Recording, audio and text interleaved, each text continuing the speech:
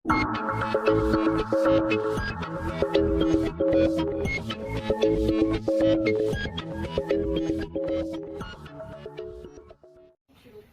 समाज में problems exist कर रही हैं जी। समाज में इंस्टीट्यूशंस एग्जिस्ट कर रहे हैं जी। क्यों नहीं प्रॉब्लम्स खत्म हुई?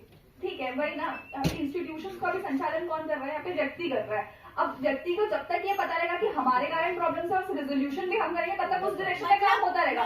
लेकिन अगर ये बोल देंगे कि बाहर से कोई आएगा तो इंस्टीट्यूशन की भी वैलिडिटी कम होती जाएगी। व्यक्ति को अभी तक नहीं पता है कि वो प्रॉब्लम्स क्रिएट कर रहा है, राइट? व्यक्ति को पता है वो प्रॉब्लम्स क्रिएट कर रहा है। ठीक है, यहाँ पर समझने की जरूरत है कि अगर यहाँ पहली बात तो आइडिया पे डिबेट होगी। अगर ये मानेगा व्यक्ति की कोई बात नहीं, अगर ये मान रहा है व्यक्ति की कोई बाहर से आके बचाएगा तो वो नहीं मानेगा कि मेरे कारण प्रॉब्लम है। वो प्रॉब्लम्स क्रिएट कर रहा है। जब तक व्यक्ति को ये नहीं पता चलेगा कि अगर रिजोल्यूशन मैं करूंगा तब तक वो ये नहीं मानेगा कि प्रॉब्लम मैं क्रिएट कर रहा हूँ। ठीक है, अब समझिए मेरी बात सुनिए। क्या व्यक्ति स्वभाव से स्वार्थी होता है? व्यक्ति स्वभाव से स्वार्थी नहीं। तो हम कैपिटलिस्ट क्यों हो रहे हैं? ठीक है, हम कैपिटलिस्ट इसलिए हो रहे हैं यहाँ पर क्योंकि भाई सिचुएशन ऐसे डेवलप होती जा रही है कि भोग विलास की तरफ व्यक्ति जाते जा रहा है। मतलब लोग अगर भोग विलास के पास जा रहे हैं तो क्या वो स्वार्थी हैं? हाँ, अब स्वार्थी होते जा रहे हैं। अच्छा, अब स्वार्थी होते चले गए, ठीक है। लेकिन एक अच्छी कंडीशन की तरफ भी वो जा सकते हैं। उनका मूल जो नेचर है वो स्वार्थी नहीं है। आपके नेता ने कहा कि हम जो सही गलत है, नैतिकता है, उसे सब्जेक्टिव मानते हैं। तो एक व्यक्ति अपने स्वार्थ के हिसाब से नैतिकता परिभाषा को अपने लिए, अपने स्वार्थ से, अपने हिसाब से, अपनी सहूलियत के हिसाब से बदल सकता है। हाँ, नैतिकता और अनैतिकता सब्जेक्टिव है। तो वो स्वार्थ से प्रभावित हो सकती है, मतलब स्वार्थ से प्रभावित होती है। मतलब अगर मैं किसी को मारूं तो मेरे लिए वो उसे मारना सब्जेक्टिव नैतिक हो सकता है। आप उसके पीछे क्या रीजन या क्या एनालिसिस कर रहे हैं उस पर वो डिपेंड करता है। वो एनालिसिस मेरे स्वार्थ से प्रभावित हो सकता है। ठीक है, हाँ। तो इसका मतलब मैं किसी भी अगर पर्यावरण का दोहन कर रहा हूँ, उसके पीछे अगर मेरे पास रीजन है तो मैं पर्यावरण का दोहन कर सकता हूँ। नहीं, अब यहाँ पर आपको समझने की जरूरत है कि स्वार्थ को मैं सही बताकर नहीं जा रही हूँ कि हर व्यक्ति को स्वार्थी होना चाहिए या हर व्यक्ति अगर ये कर रहा है और अपने आप के एनालिसिस में वो सही मान लेगा तो वो सही हो गया, ऐसा मैंने कहीं पर भी नहीं कहा है। रीजन कुछ भी हो सकता है। अगर मैं कहूँ कि मैं पहाड़ों को काट रहा हूँ क्योंकि अगर हिमालय रेंज रहेगी तो तिब्बत तक बारिश नहीं पहुंच पा रही है, तो मैं पहाड़ों को और पेड़ों को काटना शुरू कर सकता हूँ इस रीजन से। फिर वही ना, अब उसके आखिरी तक नहीं जा रहे कि इससे क्या होगा। अगर मैं पहाड़ काट दूंगा तो उसके रेपरकेशंस क्या होंगे। अगर आप उसको नहीं समझ रहे तो आप ये स्टेप्स उठा रहे हैं। मतलब आपके पास रीजन होना काफी नहीं है। कुछ और भी चाहिए? किस चीज के लिए? नैतिकता और अनैतिकता की परिभाषा। आप कॉन्सिक्वेंसेस का उसका क्या रिजल्ट होगा वो समझना ज्यादा इंपॉर्टेंट है, मैं ये बोल रही हूँ। अब मुझे बताइए, अगर आप वर्तमान समय में देखेंगे कि एक कैपिटलिस्ट कंपनी है जो ज्यादा दोहन कर रही है मतलब सब रिसोर्सेज का और वो ज्यादा ग्रो कर रही है, ठीक है। तो एक दूसरी कंपनी जब आप हैं और आपको पता है कि सामने वाले का कोई भी आने नहीं वाला है उसको दंडित करने, तो आप भी संसाधनों का यूज नहीं करेंगी। ठीक है, पहली बात तो यहाँ पर हम अगर ये बोल रहे हैं कि बाहरी एंटिटी दंडित करने नहीं आएगी, मतलब ये नहीं कि सोशल इंस्टीट्यूशन खत्म हो जा रहे हैं। हम बोल रहे हैं सोशल इंस्टीट्यूशन जो व्यक्ति खुद नहीं। तो यहाँ पर जरूरत आपको ये है समझने की कि पहली बात अगर आपको ये बताया जाएगा कि अगर आप ज्यादा शोषण करेंगे या ये करेंगे तो इसके रेपरकशंस आपको यही इसी समाज में झेलने को मिलेंगे, तो आप नहीं करेंगे। आप शोषण नहीं कर सकते ना प्रकृति का, ये करना नहीं चाहिए, ये नैतिकता। आध्यात्म का मतलब है कि आत्म का अध्ययन करना। उसके बाद क्या होगा? मनुष्य अपने पैटर्न समझेगा कि मुझे कौन सी चीज सुखद लग रही है और किसके बाद मुझे दुख मिल रहा है और उस चीज से वो उठने की कोशिश करेगा और अनासक्त जीवन जीने की कोशिश करेगा। अनासक्त जीवन क्यों जीना? क्योंकि उसे वो सुख दुख के चक्र में फंसा है तो उसे दुख मिल रहा है। जब आप कोई सुख के कार्य करता है, आप अनासक्त जीना, ठीक है, तो मुझे समझने की प्रयास मुझे समझ नहीं आ रहा। आप कह रहे हैं ईश्वर की अवधारणा को मानेंगे। आप ईश्वर हम कह रहे हैं ईश्वर की अवधारणा का विरोध नहीं कर रहे हैं। हम बोल रहे हैं जब ईश्वर को किसी भी अवतार को आप इस रूप में देख रहे हैं कि वो आकर के बचाएगा, वो गलत है। चाहिए कि नहीं?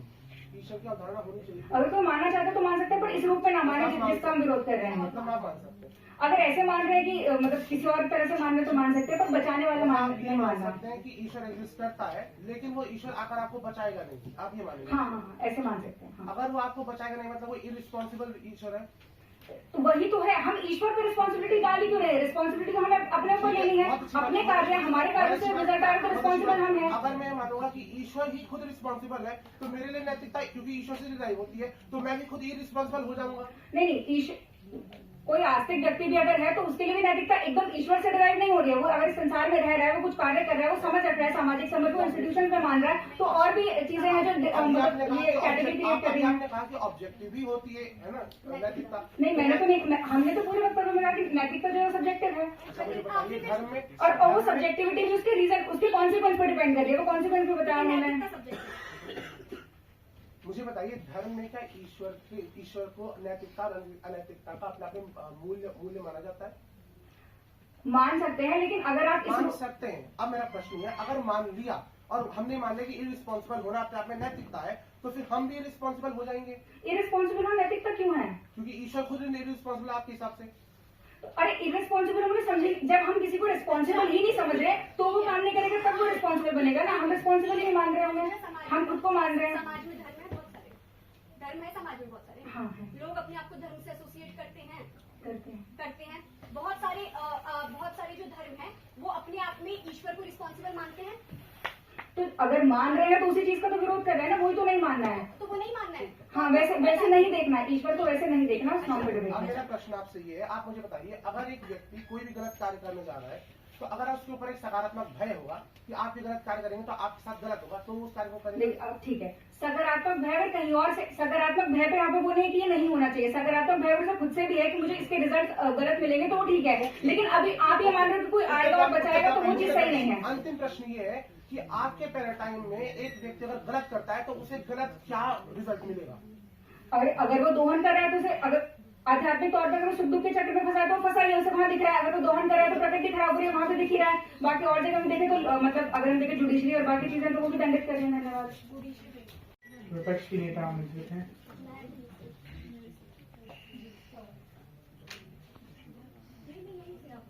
समाज में शोषण होता है तो शोषित वर्ग अगर ये समझेगा कि बाहर से आकर मुझे कोई बचाएगा तो उसका इमेंसिपेशन कैसे होगा? अब शोषित वर्ग को दिख रहा है कि मेरे साथ कुछ गलत है, वो पाप कर रहा है सामने वाला, पर मौन रहना भी तो पाप है ना। तो मौन नहीं रहेगा, ये मौन नहीं रहेगा और कार्य करेगा, इसका मतलब ये है कि वो अपनी रिस्पॉन्सिबिलिटी को समझेगा। वो बाहर से किसी पर रिलाय नहीं कर रहा है, बाहर से रिलाय कर रहा है ना, क्योंकि हम उसके अंदर ही डाल रहे हैं। अगर पूरा मॉडल दिया है शोषित व्यक्ति को आप ये बोलेंगे कि बाहर से अगर आपको कोई बचाएगा तो वो अपने खिलाफ जो शोषण हो रहा है उसके खिलाफ आवाज क्यों उठाएगा? लेकिन हम बाहर वाले व्यक्ति को ये भी तो बोल रहे हैं कि अगर आप मौन हो गए तो वो भी पाप है। मॉडल में समझा तो फिर शोषण नहीं होगा, तो फिर शोषण नहीं होगा आपके हिसाब से। बिल्कुल, तभी तो हमारे मॉडल में तो चीजें नहीं होगी। आपके तो आप क्या सब कुछ क्या लोग अवतारवाद में अभी नहीं मानते? अवतारवाद में अभी नहीं इसका मानते। मॉडल आप देखकर जाते हैं। जी, ये मैं यहाँ पे सदन में ये नहीं बोलना है कि अवतारवाद को मानते हैं या नहीं। आप बताइए, हम मानेंगे अवतारवाद को। सिनेरियो में अवतारवाद नहीं है। डिबेट ये है कि आप मनवाएंगी या नहीं मनवाएंगी। डिबेट ये नहीं कि प्रश्न ये है कि आप जिन चीजों को पाप मान के, इसका मतलब है कि लोगों को वो समझ ही नहीं है कि ये चीज गलत है। लोगों को जब पाप कहेंगे उन्हें तभी पता चलेगा कि वो शोषण कर रहा हूँ तो ये गलत है। मैं समझी नहीं प्रश्न। लोग जब शोषण कर रहे हैं और या जो व्यक्ति शोषित हो रहा है उसे समझ ही नहीं आ रहा है कि मेरे साथ कुछ गलत हो रहा है। आप ये बोल रहे हैं, इसका मतलब जब हम कहेंगे कि ये चीज पाप है तो ही उसे समझ आएगा कि मेरे साथ गलत हो रहा है। ऐसा कुछ क्या बोल रही है? मैं जब तक आपने कहा कि जब उसे समझ में आएगा कि ये पाप है तभी वो समझ पाए। अगर उसे नहीं पता पाप क्या है तो वो समझ ही नहीं पाएगा कि इसके साथ शोषण हो रहा है। ठीक, आगे। प्रश्न ये है कि किसी व्यक्ति के साथ अगर शोषण हो रहा है तो उस प्रोसेस में उसका जो भी है उसकी फ्रीडम जा रही है या जो भी उसके साथ गलत काम हो रहा है, तो इसका मतलब है कि उसे वहां से पता चल ही रहा है, उसे वो समझ ही नहीं है कि मेरे साथ गलत हो रहा है। जी नहीं, समझिए, मतलब अब शोषित समझिए, वर्ग के अंदर समझिए, चलना ही नहीं है कि मेरे साथ समझिए। गलत हो रहा है। अब समझ तो लीजिए, यहाँ पे हम लोगों ने, हाँ तो तभी तो मॉडल देकर जा रही है ना। डिबेट का पूरा यही बाहर है। तो चेतना नहीं है, आप बोल रहे हैं। खुद समझ नहीं आ रहा है। जब तक ये नहीं बताया जा रहा कि पाप है तब तक खुद समझ में आएगा। जब तक उसको ये नहीं बताया जा रहा है ना, जैसे आपके मॉडल में ये हो रहा है कि उसको पता ही नहीं है कि आप बाहर बाहर ना बताइए। शोषित व्यक्ति जब तक ये नहीं समझेगा कि मैं क्योंकि शोषण झेल रहा हूँ इस वजह से शोषण हो रहा है, तब तक वो शोषण की नहीं, बिल्कुल, शोषण जब को कम तक नहीं कर उसको ये सकता। नहीं बताया जाएगा कि आप ये पाप है, और अगर आप इस पे मौन रह गए तो तब जब तक आपको ये नहीं बताया जाएगा तब तक वो पाप नहीं करेगा। ठीक है, पाप क्या है? पाप क्या है ये हम लोगों ने बताया कि कौन- क्या क्या कि पाप कौन decide पाप करता है? के बारे में ये हम क्या- लोग क्या- डालेंगे ना। तो वो कौन क्या लोग डालेंगे? डालेंगे? दार्शनिक है महोदय, हम ये दार्शनिक नहीं, पाप क्या है? सब मनुष्य का जीवन, अभी- सब अभी- प्रश्न हाँ, हाँ। सब मनुष्यों का जीवन अलग है, सबके लिए आप डिसाइड करने जा रहे हैं कि पाप क्या है। बिल्कुल, जैसे अभी आपने डिसाइड एक एक व्यक्ति के लिए आप डिसाइड करेंगे कि पाप क्या है। जैसे अभी आपने अपनी प्रश्नोत्तरी में खुद डिसाइड कर दिया कि प्रकृति का दोहन करना पाप है, मतलब आपके आइडिया में भी एक सब्जेक्टिव पाप है, मतलब हम एक लोग ऑब्जेक्टिव पाप है। अभी आपने बोला प्रकृति का दोहन करना गलत है महोदय, तो यही तो हम इतनी देर से बोल रहे हैं कि पाप जो होते हैं कुछ ऑब्जेक्टिव पाप है, वही हम अंतिम लोग प्रश्न। यहाँ पे। ठीक, सब्जेक्टिव पाप भी है, मतलब ऑब्जेक्टिव है। ऑब्जेक्टिव पाप है, अभी आप लोग मान ले रहे हैं, तो वही ऑब्जेक्टिव पाप हम लोग बता के दे। जो व्यक्ति ये वैसा पाप है, ये पाप नहीं करते। महोदय समय समाप्त है। कार्य करता है मनुष्य, गलत कार्य करता है, मूल्यहीन मनुष्य गलत कार्य करता है। हर एक गलत कार्य पाप है, मूल्यहीन मनुष्य के द्वारा किया गया गलत कार्य पाप है। तो गलत कार्य पाप है। अगर गलत कार्य पाप है तो इसका मतलब सभी मनुष्य जो है वो पापी हैं। जो गलत बात नहीं समझ तो मतलब सभी गलत कार्य नहीं कर रहे हैं इसका मतलब। उत्तर दे दीजिए। पहली बात है जो गलत है उसकी परिभाषा क्या है, वो ऑब्जेक्टिव परिभाषा है और वो हमने दी और वो हम समाज में लेकर जाएंगे सोशलाइजेशन के प्रोसेस कहाँ से आ रही है ऑब्जेक्टिव हम दे रहे हैं, क्योंकि अगर ऑब्जेक्टिव परिभाषा नहीं होगी और सब्जेक्टिव होगी तो स्वार्थ से प्रभावित होगी और स्वार्थ से प्रभावित होगी तो कभी भी दोहन रुकेगा नहीं और सोशल कॉन्टेक्ट कभी भी बचेगा नहीं। ऑब्जेक्टिविटी का आधार क्या है? क्योंकि हमें पता है, हम दार्शनिक हम जानते हैं आपको समाज कैसे पता है? मैं आपने खुद कहा कि हम समाज को एक रखना चाहते हैं, पर्यावरण का संरक्षण करना चाहते हैं, तो उस हिसाब से हम नियम कायदे बनाएंगे, सही गलत की परिभाषा बनाएंगे। अगर पर्यावरण का मतलब पर्यावरण का एकदम दोहन होना ही चाहिए तो फिर तो मनुष्य को कोई ग्रोथ मेरी नहीं नेता करनी ने चाहिए। एक शब्द ऑब्जेक्टिव है आपकी मेरी डेफिनेशन। नेता ने एक शब्द कहा, अपने आप में संतुलन की बात कही, पर्यावरण में सतत विकास की बात की। संतुलन कौन डिसाइड करेगा? बैलेंस तो दो चीजों के हम बीच डिसाइड है ना। करेंगे। अगर हम आज चर्चा करें समाज में पर्यावरण संरक्षण के लिए और समाज के एकता के लिए, तो हम इतने तो विवेकशील हैं कि हम इस निर्णय तक पहुंच सकते हैं कि हम सही गलत की परिभाषा तय कर सकते ठीक है, हैं। आपने बोला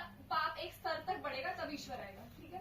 पाप एक स्तर तक जब बढ़ जाएगा तब ईश्वर अवतरित होंगे आपके मॉडल के हिसाब से, पाप एक स्तर तक बढ़ जाएगा, हाँ ठीक है। वो स्तर क्या है? हाँ, वो स्तर, जी बिल्कुल। अब देखिए वो स्तर ये है कि जब आपके आसपास आपको पाप दिखने लगेगा, वही वो स्तर है। अभी जब नहीं दिख रहा आपको अपने आसपास पाप, हाँ, तो जब मुझे दिख ही नहीं रहा पाप हो रहा, कोई गलत कर रहा, तो आपको फिर पाप तो दिख इसका नहीं मतलब रहा मनुष्य को होता तो ये तो बहुत अच्छी बात है। ऐसा होना चाहिए कि मुझे आसपास पाप हो ना हो, इसीलिए ये तो हमारी आइडियल पोजीशन जो हम चाहते हैं। की स्थिति में है। अगर ऐसा हो रहा है, जैसे शोषित वर्ग मैम ignorance की मेरा स्थिति में उत्तर था। समझिए, उत्तर है। अगर ऐसा हो रहा है कि मुझे दिख रहा है कि कोई गलत नहीं कर रहा है और वो गलत की परिभाषा जो मेरे नेता ने देखा वो गलत नहीं कर रहा है, तो ये तो बहुत अच्छी बात है। यही तो हम चाहते हैं ऐसा हो। इसका मतलब है कि जो शोषित वर्ग है, जितने समय तक उसने आवाज नहीं उठाई, वो शोषण झेलता रहा, तब तक पाप हो ही नहीं रहा था। इसका सुनिए, मतलब। वो शोषण झेलता रहा क्योंकि उसे विश्वास नहीं था, उसके पास आश की किरण नहीं थी। आज उसके पास आश की किरण होगी और अगर वो झेलेगा, और पाप को झेलना भी अपने आप में पाप है, वो उसको क्योंकि वो फिर दंड का भागीदार हो जाएगा, इसलिए वो इस पाप को नहीं झेलेगा और विरोध करेगा। ठीक है। जो आप पहली बात तो आपने क्लियर नहीं करा कि कब तक पाप पड़ेगा, तब तक आप वेट करेंगे। मैंने ईश्वर बताया करता कि जब रहेगा। दिखने लगेगा पाप, ठीक है। तब तब जब तक अगर व्यक्ति को नहीं पता है कि कोई दंड देने, अभी चलो ठीक है, इतना टाइम पीरियड मुझे मिल गया कि दंड देने कोई नहीं आ रहा है, तब तक तो फिर मैं पाप करता रहूंगा। अच्छी बात है। आपने बोला कि एक स्तर पर जब पाप बढ़ जाएगा तब ईश्वर आएंगे, तो जब जो मैं ये जो टाइम पीरियड है, जो वेट इंसान या तो वेट करे उस टाइम का। इस अवधारणा की जब हमने बात की, जो सोशलाइजेशन के थ्रू उसके अंदर डाली जाएगी, तो अपने आप में उसके अंदर सकारात्मक भय रहेगा, और जब उसके अंदर एक भय रहेगा तो उस भय से वो उस कार्य को कभी करेगा ही नहीं और विरोध ही करेगा। अभी नहीं हो रहा सोशलाइजेशन। नहीं हो रहा है ना, क्योंकि कैपिटलिस्ट चीज चल रही क्या है। कुछ फंडामेंटल मॉरल प्रिंसिपल्स होते हैं? हाँ? फंडामेंटल मॉरल प्रिंसिपल्स होते हैं, objective moral principles. Fundamental moral जो प्रिंसिपल है ही होने चाहिए। अगर व्यक्ति पर हो ठीक गया है, तो क्या वो स्वार्थ से प्रभावित होगा। क्या किसी की हत्या करना एकदम मतलब पाप ही है किसी भी स्थिति में? किसी की हत्या करना किसी भी स्थिति में किसी अब की हत्या सुनिए, करना पाप है? अब सुनिए, बिल्कुल सुनिए। मेरे नेता ने कहा कि ऑब्जेक्टिव है कि नहीं है अंतिम बताइए। प्रश्न। बता देता हूँ ना, पुण्य पाप पुण्य बता देता हूँ। आप अगर किसी का आपने अहित पूछा, हत्या आप करना अगर पाप है या नहीं? आप अगर किसी का अहित कर रहे हो तो वो पाप। हत्या है तो अहित आप ही है, किसी का हत्या है अहित तो कर रहे अहित तो ही पाप है, है। लेकिन उसमें इंटेंशन का कोई रोल नहीं है। अगर आप किसी के हत्यारे को मार रहे हो तो समय समाप्त। आप इसका तो ये अलग क्वेश्चन है। सेल्फ डिफेंस के लिए, अपने बचाव के लिए अगर हमने किसी का अहित किया तो वो भी पाप की श्रेणी में आ रहा है आपके। उससे हमें अपना बचाव नहीं करना बहुत अच्छा बहुत अच्छा प्रश्न, बहुत अच्छा प्रश्न। अब सुनिए, अगर कोई मेरा शोषण कर रहा है और मैं उसके खिलाफ उसका विरोध ना करूं तो अपने आप में मैं खुद ही पापी हो जाऊंगा। तो उससे अच्छा मैं उससे विरोध कर दूं तो मैं पापी नहीं हूंगा, क्योंकि पाप की परिभाषा यही है।